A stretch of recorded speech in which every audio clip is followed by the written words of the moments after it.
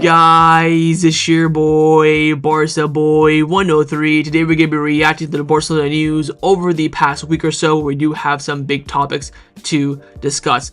Firstly, priority left wing for the summer is in full effect, and Deco right now is tracking Rafael Leão, Nico Williams, and Luis Díaz as his three potential and main candidates. Alongside that, fullback reinforcement is also on the table as well, with the new Real Valladolid on loan from Bayern Munich right back, and Adam Aznou, who of course is a former Barcelona Academy player as well, being monitored by Barcelona as a potential option for this summer as well. We have some big sale updates as well, mainly revolving around Ansu Fati and his future. Lewandowski is helping Ansu Fati in training, but it may not be enough to save his Barcelona career. Huge renewal updates as well on Frenkie de Jong and Raphinha, all in the positive direction, alongside Flick and Szczesny as well. Some other general news as well: preseason confirmed countries, Espai Barca project as well, confirmation, all the latest updates around the club. But before we get into it, make sure you guys smash that like button down below, and let's try and get to 200 likes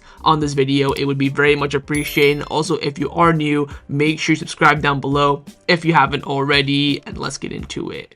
Now, before we get into this video is sponsored by Number One Foot. Number One Foot is by far the best replica jersey website on the market, and it's not even close. They have a variety of different items at the absolute best prices. They sent me two kits recently. First one is the retro Barcelona kit, the home kit, which I'm currently wearing right now, and also as well the second kit for that season in the blue edition. Oh my god, like, the stitching is fantastic, the quality is, superb. Feels like I have the actual, original kit for a fraction of the price. And if you use the discount code BOY at checkout, you do get 10% off your order. That's BOY. Use it at checkout, and all orders above $80 as well will receive free shipping. So what are you waiting for? Hit the top link in the description down below and get your new football kits today.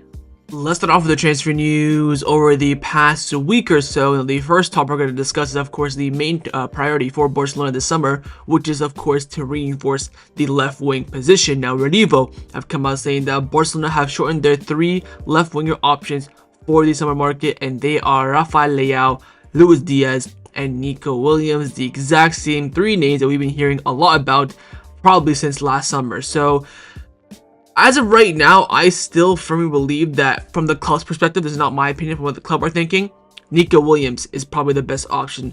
Now, the Rafael Leão kind of momentum is going to probably be dying down a little bit because he has fired Jorge Mendes as his agent. Now, that was going to be a big plus on the side of Barcelona. With him not being there anymore, it will make the deal a little bit difficult. Luis Díaz, of course, good winger. His contract is running down with Liverpool, and they don't want to pay him the money that he wants. That could also be an option as well. So all three of them are obtainable, so to speak. In my personal opinion, I would be eyeing either Rafael Leão or Nico Williams. I think Luis Díaz is good, but he's a bit on the older side, and we need world class in that position. I think Luis Díaz is great. He's on the track for world class, but I think he's also on the same trajectory as Nico Williams, and Nico Williams is much more younger, and same with Rafael Leão as well.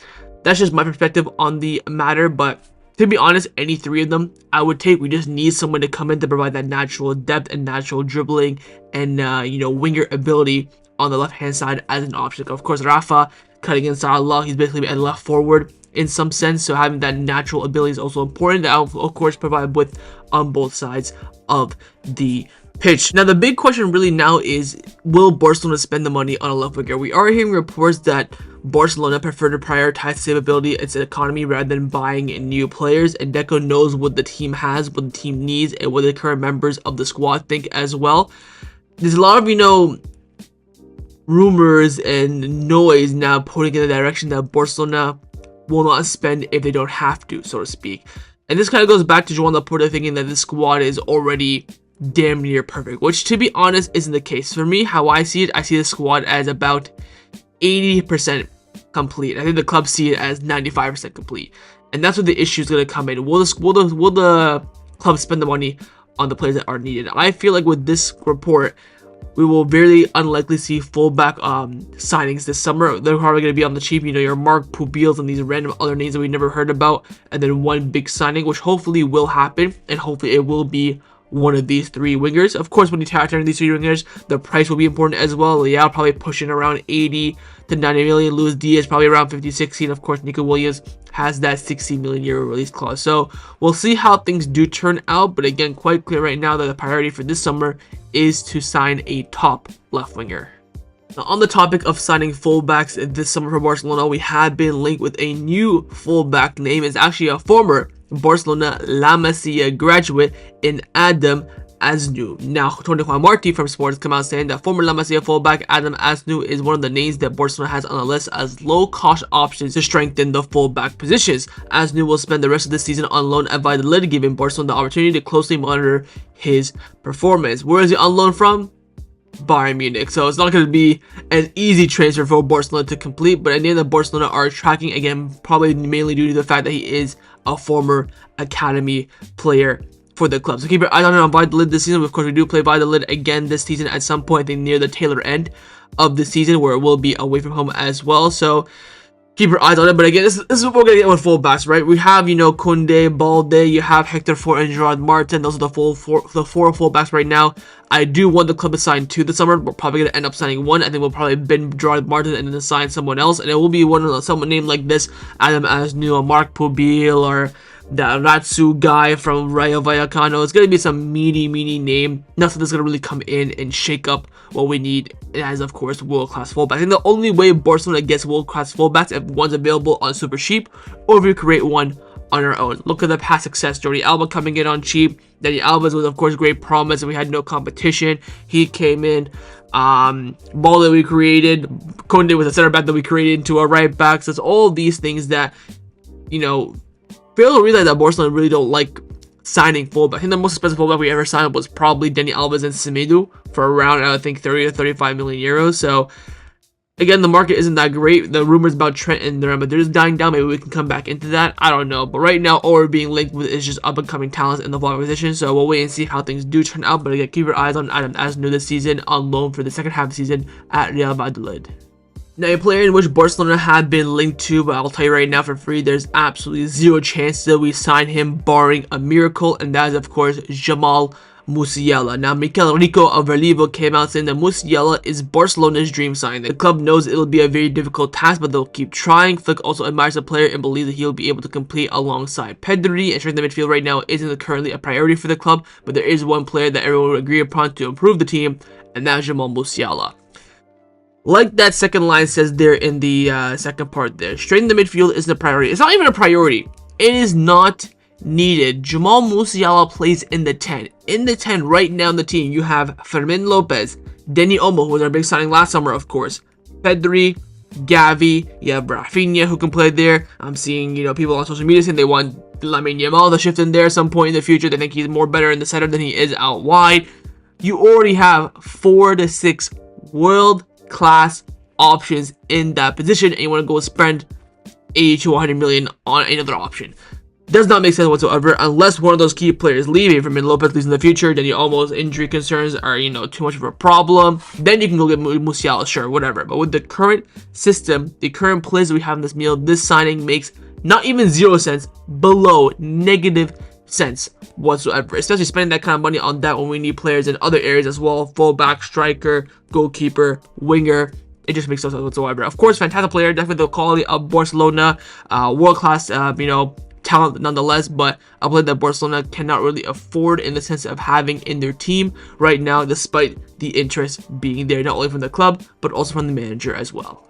Now, despite deadline day being about a week ago, I haven't made a news video since, and I do want to discuss some of the money that Barcelona did make on transfer deadline day, and that was, of course, from a few different avenues. Firstly, the Nico Gonzalez transfer from Porto to Manchester City. Again, he did complete a move for around 60 million euros, which I believe was his release clause. Maybe it's just underneath it, or they paid just over it to pay in installments. As you all know, we did sell Nico Gonzalez to Porto for, I believe, 8.5 million, plus, of course, a buyback option and a percent of any future sale, and that percent has kicked in. Now, in total, Barcelona's sale for Nico Gonzalez goes up to around 32.5 million euro. He left Porto for 8.5, and Man City was given a further 24 million euros due to his sell-on clause. I believe we had a 40% sell-on clause, so we had the 8.5 million already 2 years ago, plus 24, in total 32. However, we did get hit with a curveball from an official statement from Porto, the club. They came out saying that Barcelona were sold 20% of his 40% of his future sale for 3 million euros, therefore only receiving 30 million euros in total for the transfer. So we had a 40% buyback clause, but we ended up selling 20% of that 40% for 3 million euros. So in the end, we lost about 10 million euros as part of this, but in the end, the club could never anticipate that Man City would come in for Nico Gonzalez, on deadline day a year after they sold that 20%. So in the end, it wasn't actually 24 million that we got from this deal. It was around 13 plus the 8. In the end, we made about maybe 20 million or so, and of course that buyback option was also canceled in the process as well. So in the end, we only really had 20% of a future sale as opposed to 40 and a buyback option. Nonetheless though, congrats on his move. Hopefully he does well there. We'll wait and see and keep an eye on him. But in the end, around 20 million euros in total was earned from the sale of Nico Gonzalez to Porto in total. Another player, former Barcelona player that made a move as well on deadline day was Stanislas Pedrola, moving from Sampdoria, I believe, in the second division of Serie A to Bologna in the first division. The official statement from Bologna is that they have signed a forward Stanislas Pedrola on loan from Sampdoria until, of course, June 2025 with a buy option. As part of the agreement, Barcelona, Pedrola's former club, will receive 50% of the transfer fee if Bologna exercise the option to buy him in the summer. So I believe we sold him to Sampdoria for like a percent of future sale, the buy option, all that mumbo jumbo. There was actually no fee. If there was a fee, I think it was very, very low. In the end now, since he has made that move via a loan transfer, Barcelona have jumped in and have agreed with Bologna and Sampdoria that if the exercise clause of the loan is executed, we will receive half of it. Now, according to reports, the buy option is around 5 million, so it's only 2.5 million, but hey, 2.5 is 2.5. We will take it. So in the end, despite not making any signings or sale, Barcelona did profit from the January 2025 deadline day. Now, a surprise that almost happened on deadline day for Barcelona was the exit of Pablo Torre. Now, after Porto and Man City reached an agreement for Nico Gonzalez to move to Manchester, Porto came knocking on the door to Barcelona to try and get Pablo Torre to replace Nico Gonzalez at Porto. Fabrizio Romano came out confirming this as well. I think initially the news was broke from Toni Juan Martí. Apparently there were negotiations between Barcelona and Porto, but in the end the transfer did not happen. Fabrizio Romano came out saying that Barcelona has notified Porto that they intend to keep Pablo Torre following the interest as a request of the head coach Hansi Flick. As a result, Porto's hope of signing Torre appeared to be dwelling, promoting the club to explore alternative options. In the end, it was Hansi Flick who stopped the transfer. Couple of things here. Number one, don't mind this whatsoever, and like I mentioned a lot on the channel, I'm a big fan of Pablo Torre. I think he's a fantastic player. But if you're rejecting a move for Pablo Torre, why are you not giving him any minutes? The last minutes he got were against Valencia in a 7-1 thrashing, and he only got those minutes because Gavi told you to play him. I understand this. I understand there's a lot more than just what happens on the pitch. The training sessions, in the dressing room, whatever happens behind the scenes. I understand that completely. But if you're rejecting Pablo Torre's chance to maybe develop in a really good league and elevate his career, apparently they offered around 8 million euros to buy him, which I think is a fair rejection from Barcelona's stance. I probably value Pablo Torre at around, I would say like 10 to 15. I think we bought him for 5. So again, 8 is profit, but we could be getting much more. So I understand the club is rejecting it alongside Flick as well, but hopefully this means that we can see more minutes from Pablo Torre, of course, when necessary, off the bench to close down games, to provide rotation. So in the end, Pablo Torre almost did leave Barcelona on deadline day, but it was Hansi Flick who put a stop to it. Now, the one player that Barcelona did in fact want to get rid of in January was Ansu Fati. In the end, he survived the January transfer window deadline day and also the Turkish transfer window as well. Following deadline day, which I think February the 3rd, the Turkish window ended like February 9th or 10th, and there were Turkish clubs that came in for Ansu Fati, Besiktas, and I think for the Fenerbahce with the two interested, I think Galatasaray came in. In the end, Ansu Fati rejected all the interest. Now, following all this, Candace have come out saying that with the Turkish transfer market now closed, Ansu Fati has decided that he will not leave Barcelona. Ansu knows that he needs to step up and has been staying after training for extra finishing practice. He has found a key ally in the team in Robert Lewandowski, who also stays to work on his shooting with him. Ansu understands that he must step up and prove to Hansi Flick why he chose to stay, and to do so, he stayed behind in training, all that sort of stuff. So, shout out to Lua firstly for helping Ansu. This is again a camaraderie in the team. This is nice, team chemistry. It also show how much of a big leader and big head Lewandowski is in the Barcelona team. But what we can see with Ansu, again, Flick has been coming out a lot saying that he's getting closer and closer to being in the squad list. The fact that Ansu Fati cannot even get in the squad list right now shows how far and how low he has been. But he is now getting close to making that step back in the team. Luis Rojo from Marca came out saying that Hansi Flick told Ansu Fati while he's improving, he still is not enough, close to the team, urging him to push even harder. And Flick told Ansu, I know it's complicated for you right now, but if you keep on working like this and improving, you'll have your chance. I mean, we are now 60% of the way through the season. We're now, locked in. Every single game matters the most. League, Copa, Champions League. When the hell is Ansu Fati going to get his chance? Every game is important. We cannot just shuck Ansu Fati playing for the first time in 3 months into a knockout game for the Copa del Rey against Atletico Madrid, Champions League game, or a crucial La Liga game.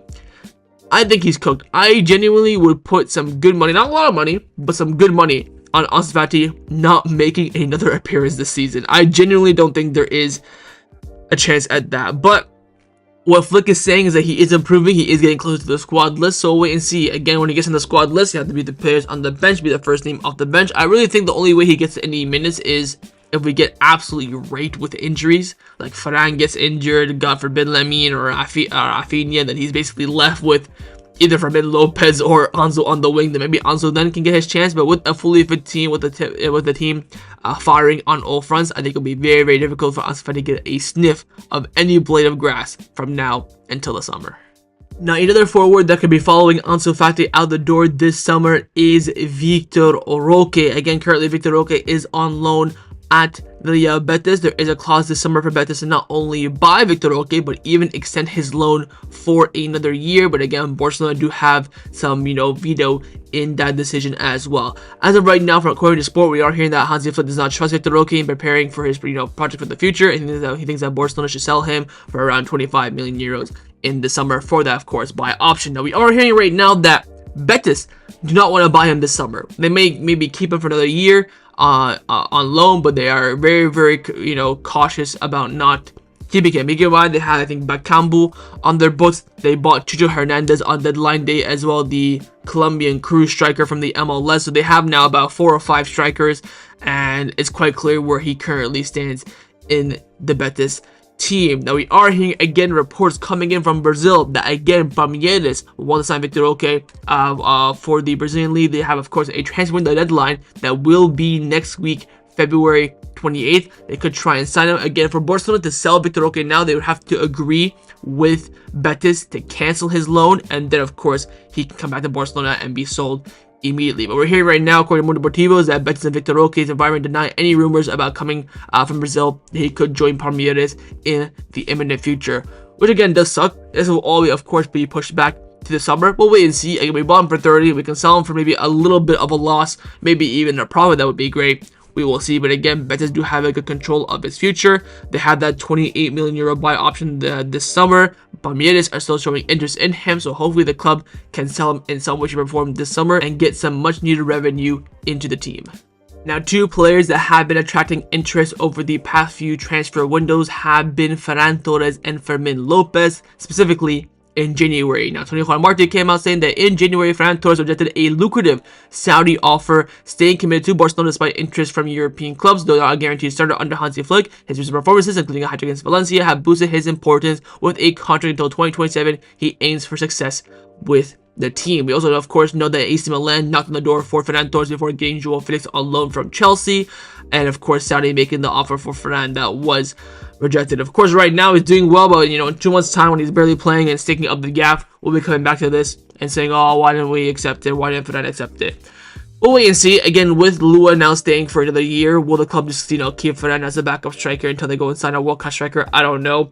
To be honest, I'm not too bothered. Again, sometimes maybe good, sometimes maybe shit. It's the story of Ferran Torres. He'll have a good month. Oh, shark this, shark that. Crap month where he's just basically sardine. And it's just a rinse and repeat, rinse and repeat. Also very injury prone as well. He's been injured 3 times this season. So I wish Ferran nothing but the best of Barcelona. Again, he's on great form right now. And may it long continue. Of course, the other player, Fermin Lopez, according to Alfredo Martinez from Sport, he came out saying that several English clubs, including Manchester United and Aston Villa, have shown interest in Fermin Lopez and were ready to prepare 70 million euros for him, along with doubling his current wages at Barcelona. However, Fermin Lopez had no intention of listening to any offers, and he's only focused on staying at Barcelona. Now, I think the price is a bit far-fetched, because if we got 70 million bid for Fermin Lopez, fucking hell, I'd consider it. Not because I don't think Fermin Lopez is a fantastic player, but we already have great coverage in that position. 70 million, it's, I'd say 20 million more than what Fermin Lopez is actually worth. But I think that fee is a bit far-fetched. I think the interest is definitely there, whether it be United or Villa, but I don't think they were ready to prepare 70 million euro bids. But again, interest is important for these kind of players, showing how good they are, and also maybe potential sale in the summer if needs be from the club. So we'll wait and see how happens in these two players' future. I think Fermin Lopez is definitely more secure than Ferran Torres, but with competition in both their positions, and them being quite low, on the lower side, I would say, of the pecking order, anything can happen in their future. Let's now discuss some contract renewal updates around the first team at Barcelona. Firstly, is on the contract renewal of Frenkie de Jong, which has taken a huge turn since the new year, and since Frenkie de Jong basically earning himself a spot in the starting lineup. Now, Fernando Porto from Deportivo came out saying that Frenkie de Jong is one of Joan Laporta's favorite players, and the president has always believed in his potential. The president would be happy to see Frenkie extend his contract beyond 2026, as of now Barcelona is waiting to see how Frenkie performs in the coming months before deciding on their next steps. If the club ultimately decides to keep him, the president will do his part to make it happen. Of course, this is already well known that de Jong is one of Joan Laporta's favorite players. I don't know favoritism or what, but anyways, this is already known, and again, him staying comes down to his performances.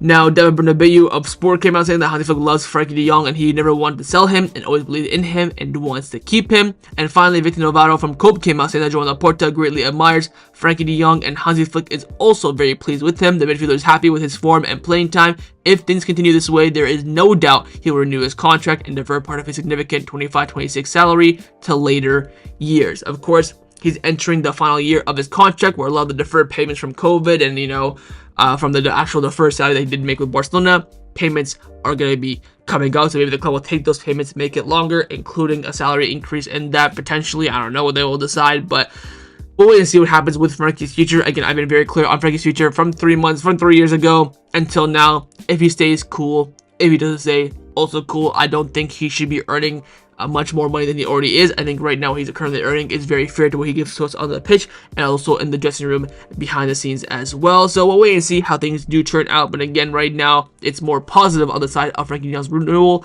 as opposed to a negative side.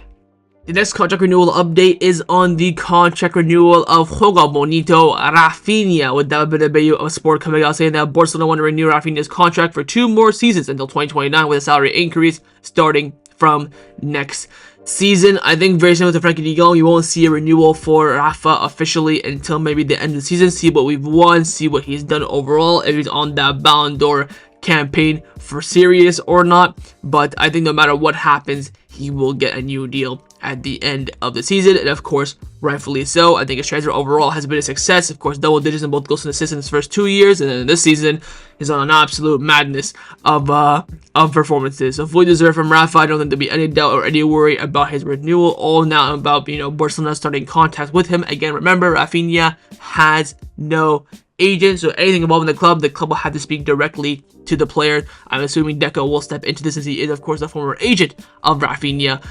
So we'll wait and see how things do turn out, but I'm not worried whatsoever in regards to the future and renewal of Raphinha.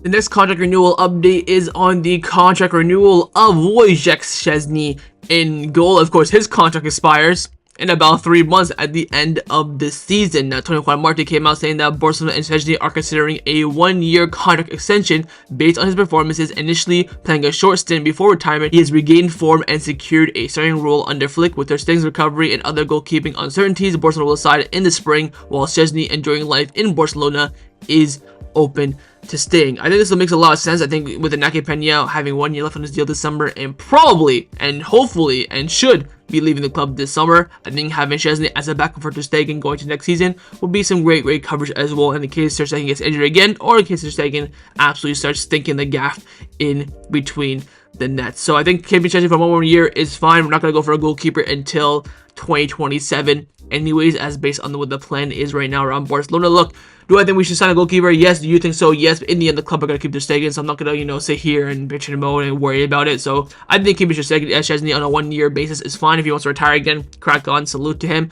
But if he wants to stay, I'd be happy to keep him. Now, very quickly, I want to talk about the Inaki Pena Szczesny kind of battle. We have some reports on this. Firstly, from Toni Martinez speaking on the reason why Hansi Flick has opted for Szczesny: his experience, communication skills, quality with the ball at his feet, ability to produce vital saves in decisive moments, and he also has more room for improvement than Inaki Pena, who is seen as already nearly reached his peak, while the Polish, with regular playing time, will continue to get even better. If the club think that what we've seen is Inaki Pena's peak, may God have mercy on my soul. Get rid of him. Oh my God. Now, I think a lot of people saying, oh, Inaki Pena is better, which isn't the case. But I have here some video evidence of why Szczesny is not only the first team goalkeeper right now, but also is better than Inaki Pena. Let's roll the clip. You can see here is a video of the two goalkeepers in training. You can see here Szczesny, the first shot goes wide of the net, does not get a save on it. Second shot comes into him. Nice cool catch into the chest, into the knees, rolls it away. Then it comes in, and Inaki Pena to do the exact same thing, right? So Inaki Pena comes in, first shot goes wide, doesn't get to it like Szczesny, fair enough. Shot right at him here, could not catch the ball. Okay, first time, sure. Second time, exact same thing. This man cannot even catch the ball in training. Wait, you think it's gonna get better, right? Third time, still cannot catch the ball. Imagine that's in a crucial Champions League game, La Liga game, goes out, rebound goes in, the player's onside. Oh my God, I do not want to see Inaki Pena back in goal unless Szczesny gets injured. We have been talking about this since we signed Szczesny. There's a reason why we signed Szczesny as well. I'm not saying that we signed Szczesny to bench Inaki Pena, but the issue with Inaki Pena is that not only is he inconsistent, but he's also so poor the majority of his career for Barcelona. He's had now 2.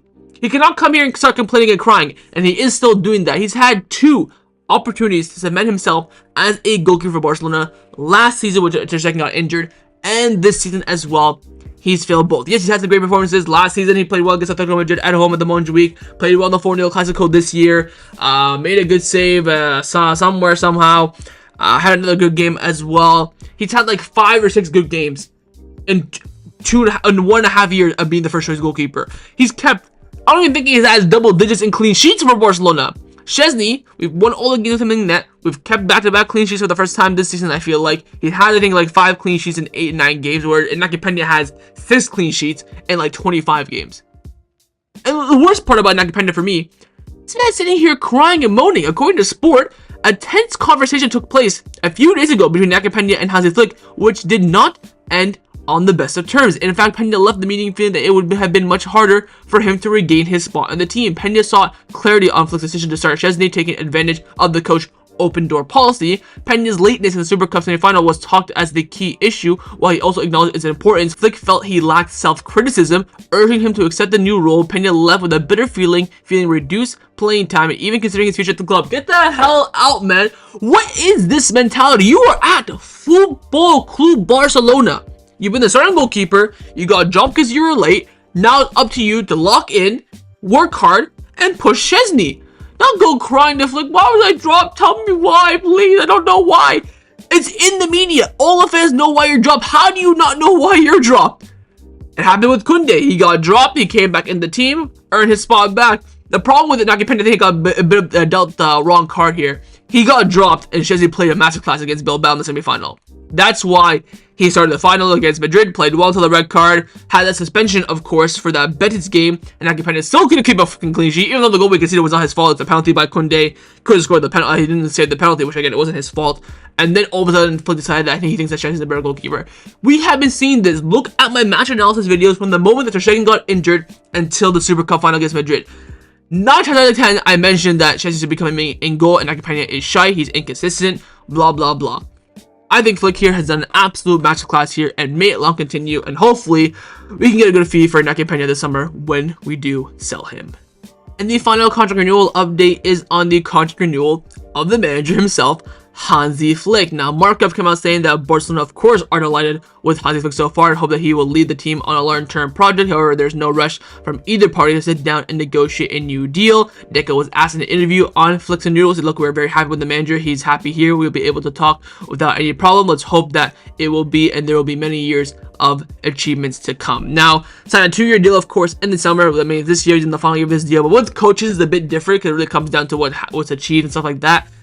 At the end of this season, if we've won another trophy, if we won one of the Copa, Champions League, or La Liga, I'd give Flick a new deal. Just extend it for one more year, like Xavi did in the summer. Get that 1-year renewal, maybe a bit of a salary increase as well. Keep things moving. We just want to have that sense of security because every single time he'll have a press conference going into next season after doing this season so well. Are you going to stay? Are you going to go? Maybe we'll rise some doubt in his mind, maybe the doubts of the fan base's mind, and maybe, of course, cause random controversy that is not needed. So if he wins one, just one of the Cup, Champions League, La Liga, I think in my opinion he does deserve a new deal. If he doesn't win any of those three, does he deserve a new deal?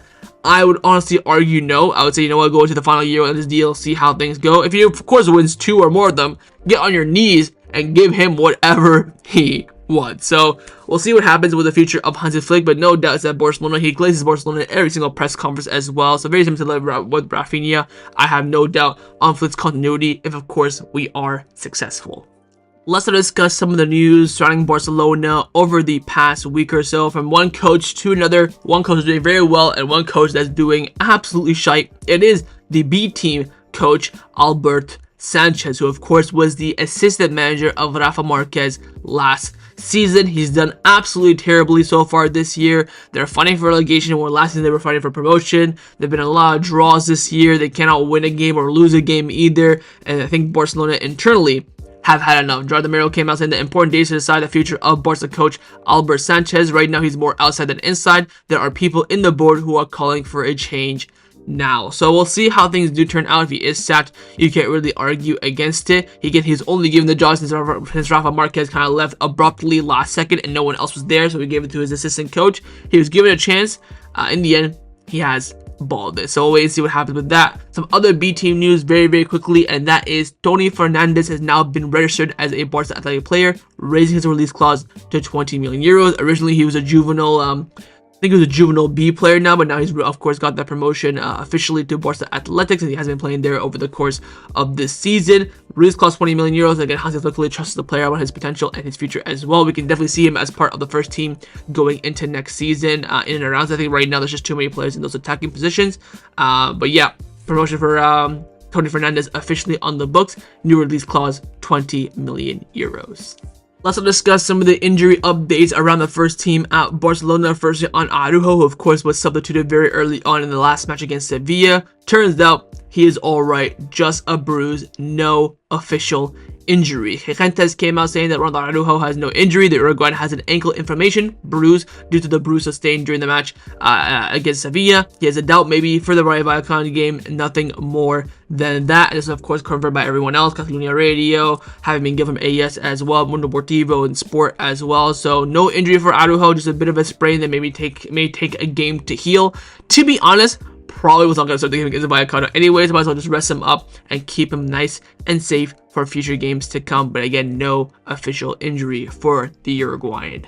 And the final injury update is on the captain of Barcelona, Marc-Andre Ter Stegen. Toni Marti has come out saying that Ter Stegen's progress has been much better than expected. He is already training at the club's facility and has even stepped onto the field. People close to the goalkeeper say that he's already informed the goalkeeping coaching staff to count on him in May. At Barcelona, they are cautious, but are not ruling out the possibility of Ter Stegen returning for the final stretch of the season. The final phase of recovery is the most delicate and may cause delays. Medical clearance does not guarantee match readiness, but Ter Stegen's comeback is now a real possibility for this season.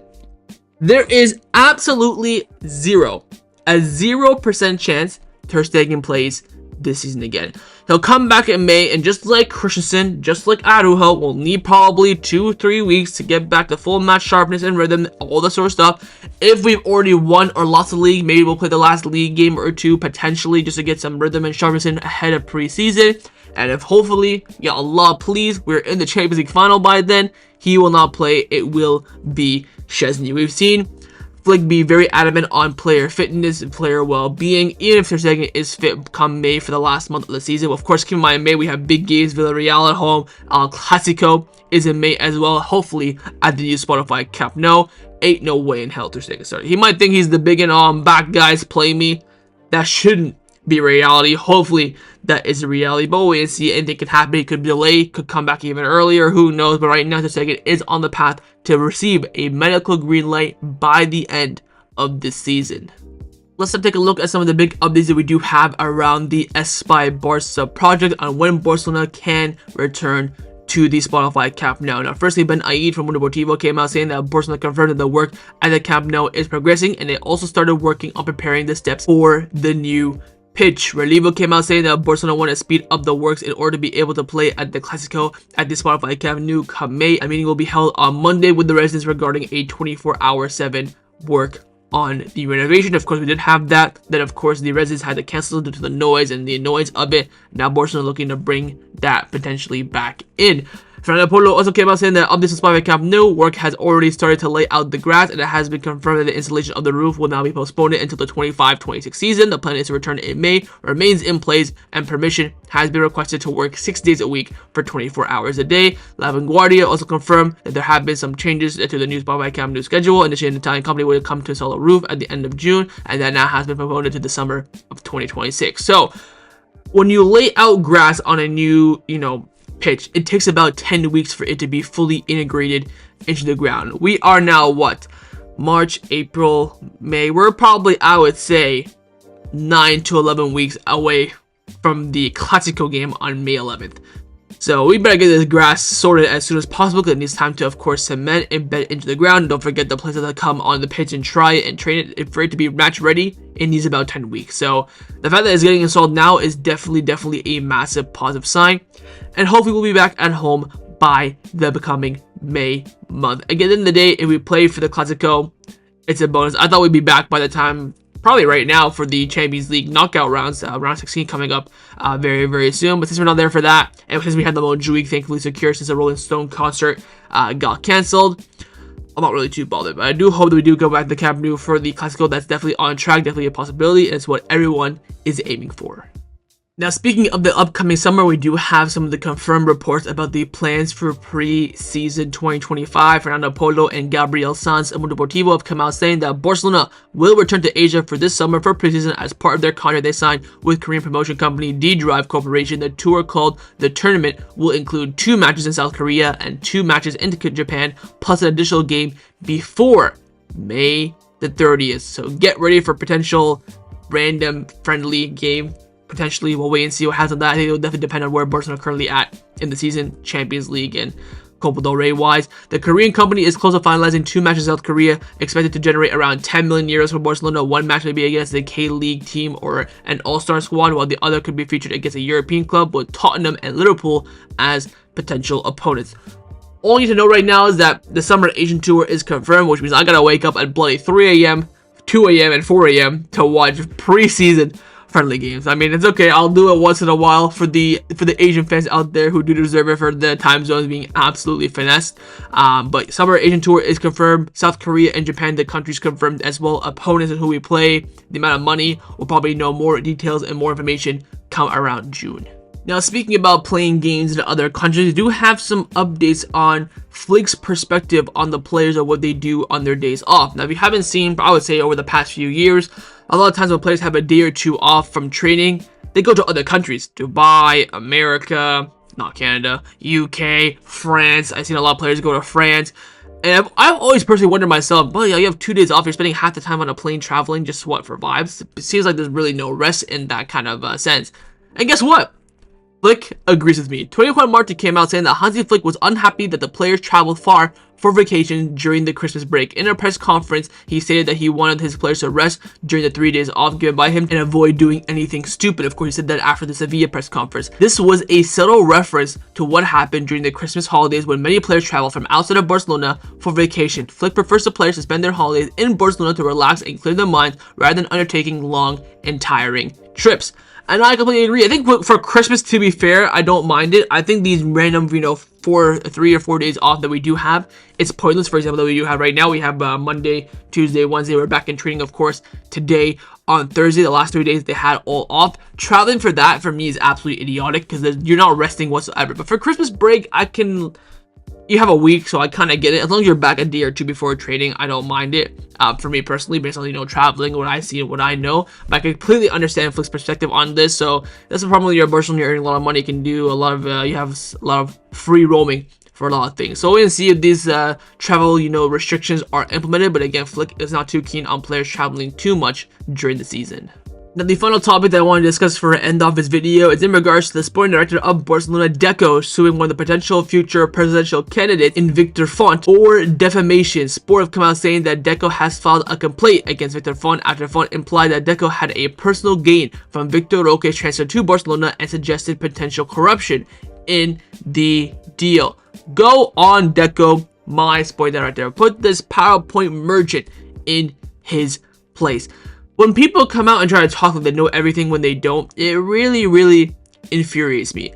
When Bartomeu was a president and João Laporta came out speaking in the media, you can kind of understand where João Laporta is coming from. He's been the president before, the most successful president of all time. So what he says does have a bit of meaning to it.